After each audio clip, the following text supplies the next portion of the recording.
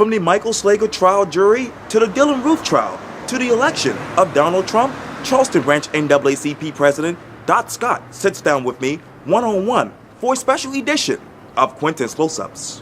Dot, it is so good to see you.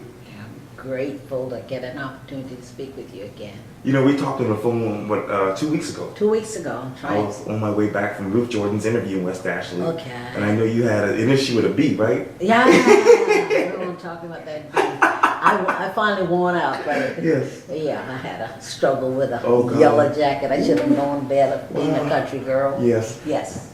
But all's well now. That's awesome. All's well now. Let me turn back to here at the NAACP building at Columbus and Hanover Streets in downtown Charleston, because I want to recreate the scene, because this happened on November 4th. The following headline in the Post and Courier says this: Charleston NAACP officials criticize majority white jury on Michael Slager trial. Take me back to that day, Doc, because I'm wondering this too. If you had to do the press conference again over, what would you say differently? Nothing. I'd say exactly, we said exactly what we meant. Okay. And we believe that. I believe that if you look at the makeup of peers, not just Walter Scott's peers, but also that of Slager, we're not 10% of the population.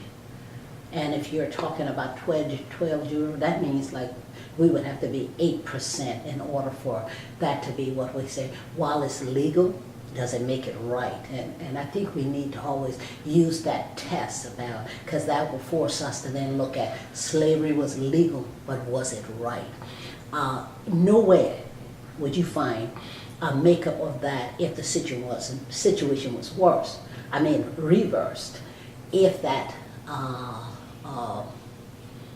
suspect, say Slager, was a black male, that black officer had killed a white citizen, and we made up a jury pool of 11 black folks and 1 white. That's the question we need to ask when we do the test of perception's reality. And history has taught us, without any reservation in any way, that even with a tape, the chances of getting what we consider fair trial in a situation where law enforcers are involved in the killing of African Americans, that we would get a just jury. So if we're starting out believing, like our newly elected president says, that the system is rigged, then you don't believe that the income is going to be a just one. Hopefully, as we said, we are wrong. But we would have been remiss not to come out and voice the concerns of the calls we were getting. This wasn't a decision amount, well, NAACP's group of, a smaller group of leadership are saying we need to say, no, these are calls that we get in. The NAACP needs to be the voice that we, the people in this community, feel like the way the results of the jury pool looks. It looks like we're looking at what could possibly be unfair verdict. Let me talk to you more about the calls, because when you got those calls, what was going through your mind, Doc? Well, I had personally somehow, maybe the people I represent, and hopefully I represent any and everyone who feel like they've been wrong and would like the NAACP to be a part of making it right. When I got the call, I had already had concerns about it. The makeup of the jury scares me in terms of looking to be optimistic about the outcome. So calls just solidified and reinforced that feeling of maybe we need to at least let the community know that where we stand from our vantage point, from the conversation I've had with law enforcers and being involved in, usually the results are not favorable in what I consider fairness. And to have videotape or something, we've been saying all along that the actions of not every police officer, and surely not even the majority of them, they have been pretty much accepted as the norm whenever there appears to be abuses in the behavior, and you got proof, you've got witness, and you can take it to the authorities, and the patterns and practices continue to exist.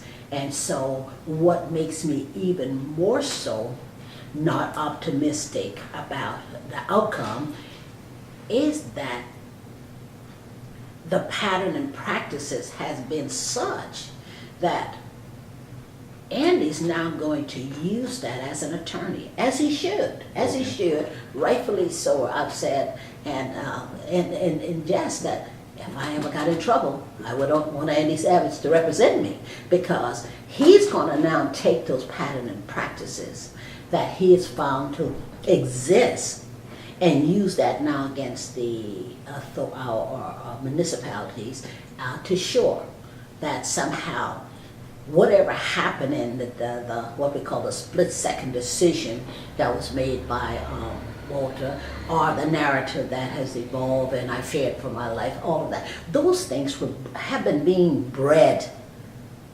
over and over and over in the minds that some of these officers who may have gone in a different direction in how they handle the citizen, all citizen, in terms of being fairly, I think that he'll use that to show that, but for the pattern and practices in these in our law enforcement department, that we may not be at this point now. And you talk about municipalities. Mm-hmm. I know that, and I hope I'm correct, but didn't you have any kind of concerns with Solicitor Scarlett Wilson as well? Well, when you look at, she's an elected position, and surely I don't think the public would know how many conversations we've had with them, because one of our quote-unquote pattern and practices has always been, and when there are concerns that we think that we need to go to the source, we have those concerns. One of which I think still resonate with me, and still to me is still unfinished business, is the decision that's being made by the solicitor to either charge or not charge. Sometimes the bias seems to be obvious, and case in point was that of Denzel Cornell, and we met at length with that, and we have met with the police department heads, the chief, the mayors, and I said mayors because we met with both of them, but some of those rulings are called by the solicitor to me is suspect. That how did you find that? And the prosecution of some of the case, we've had the opportunity to speak in length. I think about a month before this trial, or maybe 3 weeks before this trial began, while there was no discussion at all about this particular case, we went down a list of all of the cases that she had actually taken to trial and how the outcomes were, and came to the revelation, surely as well, that and we talk about black on black crime, white crimes. One thing people don't understand, that people commit crimes with and on people that they know. That's who they associate with. You have more, unless you're dealing with the police department, you don't have white folks just killing black people because they don't have associated. So when you see these black folks are killing one another, these are who they associate, whatever that relationship is, whether it's a domestic stuff or whether it's my drug culture, whatever, but that's the way it is. But I have had concerns about the decisions being made by the solicitor in terms of who gets charged, but it mirrors pretty much a state, the state that we live in terms of the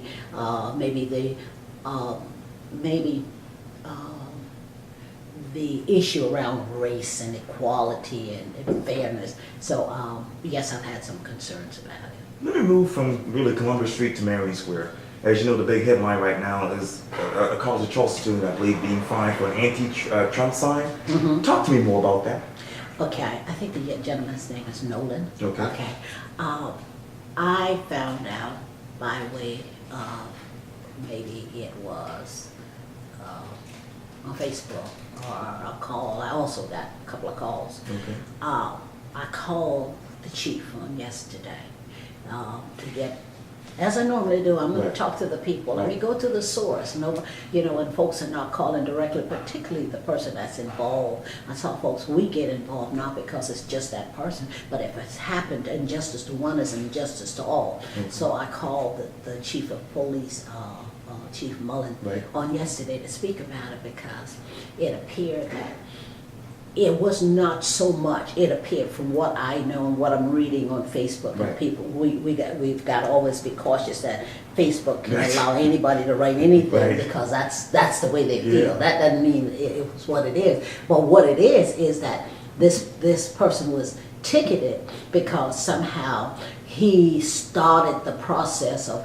let's have a anti-Trump rally at Marion Square. And while in social media, it's unlike anything we've dealt with before. Nothing as they used to be in terms of communication. So once you do that, you have no control of who all is going to show up. Now, I told the chief maybe everybody, regardless of the size of the crowd, because you can't control the crowd, Right. that they need to then change that policy. Second, you can't have a policy in this day and time that says you need a 30-day notice to get a permit. When something happens, can you imagine someone being killed boldly in the, let's say on the corner King and Calhoun and Meeting Street, and then all of a sudden we decide, well, we want to rally, but we got to wait 30 days to respond to it. So some things need to change. Having said that, you would have to look at what really was behind this protest. Obviously, when you have an anti-Trump protest, you will have a pro-Trump. And so when those two mix, we have to make sure that one side doesn't get their way at the expense of somebody else. Was a ticket necessary at that time? From what I understood, that officers were there that at any point could have called it. Well, I was told that, well, can you imagine if we had done that, it would have been a riot. So in order to, see, one of the things that, if we are thinking about what it just looks like, so the city will have this harmonious, everything's going well, and the image of the city is more important than dealing with citizens fairly, then that's where a problem began. So if the officers led those folks that were there to believe that everything was okay, and you didn't say, well, do you have a permit? To me, the first thing officers need to find out is that when we get on the scene, who has the permit for the rally? If you didn't ask that and allow the whole thing for them to rally there, then to actually move to a march, then I think somebody was being negligent in their job to let it go that far. Okay. So the first thing you ask, if there's more than you can imagine, more 40 or 50 people there, who has the permit for this? Obviously, that was not a concern until after the fact, and this anti-protest persons who did not appreciate an anti-Trump rally or protest probably had some pull. And now the question needs to be, really, who owns Marion Square? Because now questions are coming out. The city doesn't own it. Now we know we've got Calhoun there. Right. So does the successionists, those folks, are they the owner of it? I don't know. Mm-hmm. But that's a question, the words being thrown out. Well, that's a complex situation. It's not that complex. Wow. You can figure it out. And we need to find out exactly our taxpayers' money being used to maintain it and do all the other things. There are some questions that needs to be answered, and I think that some policies need to change. I think it's in the climate we're dealing with right now, post-election and present trials of Mother Emanuel Knight Right. and with the Slager. Right. I think that our say law enforcers, the keepers of the city, maybe they need to be a little bit more careful in how they handle things, because perception is reality. and people act on perception. You know, we can say what we want. If you believe that you're about ready to get run over by a truck, whether it's an imaginary truck or not, you're going to react as such. So I think that we need to be as cautious as we keep warning the minority and the oppressed or those people who are concerned. I think the departments need to be that vigilant about it. Perception really is reality, and I think that this weekend thing has more unanswered question that needs to be at this point. Well, yes or no? Will the Dylann Roof trial, as far as jurors, will it be diverse in your mind? I would hope so. I would think now, we're not talking one person dead here, we're talking 9 people dead. And one thing that folks it's amazing how they treat Dylann a little bit differently. Nobody will talk well about Dylann, but we tend to be so protective of the police department as if when they put on uniforms, they put on wings. And I think that we need to look at how accepting we are. As we move forward to fairness and equality, we need to not give law enforcers a pass and say, okay, they put their lives on the line.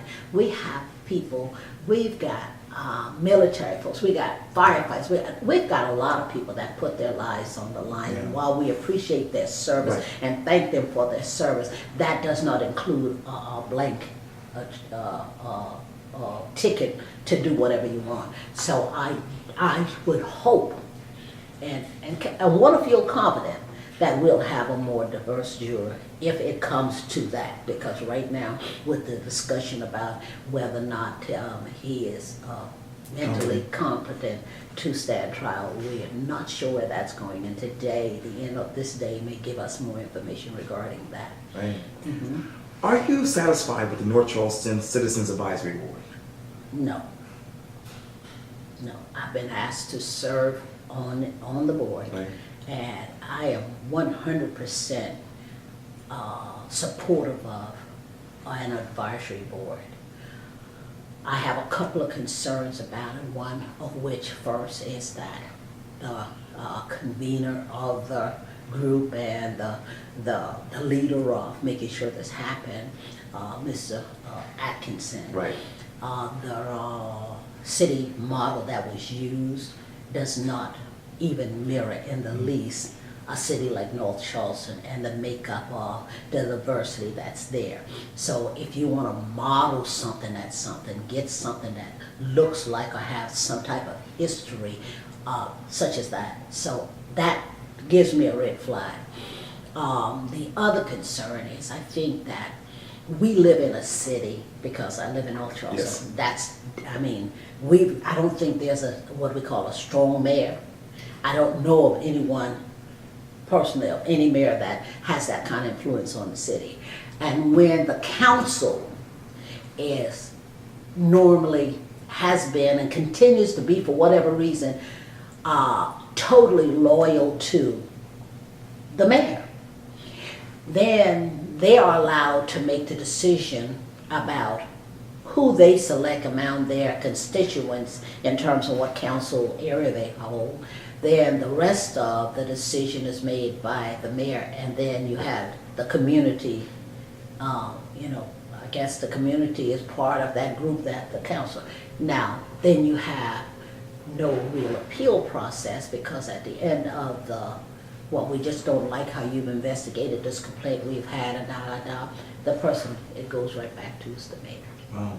Are you happy that Chairman Elliott Sunday is still in Charleston County Council?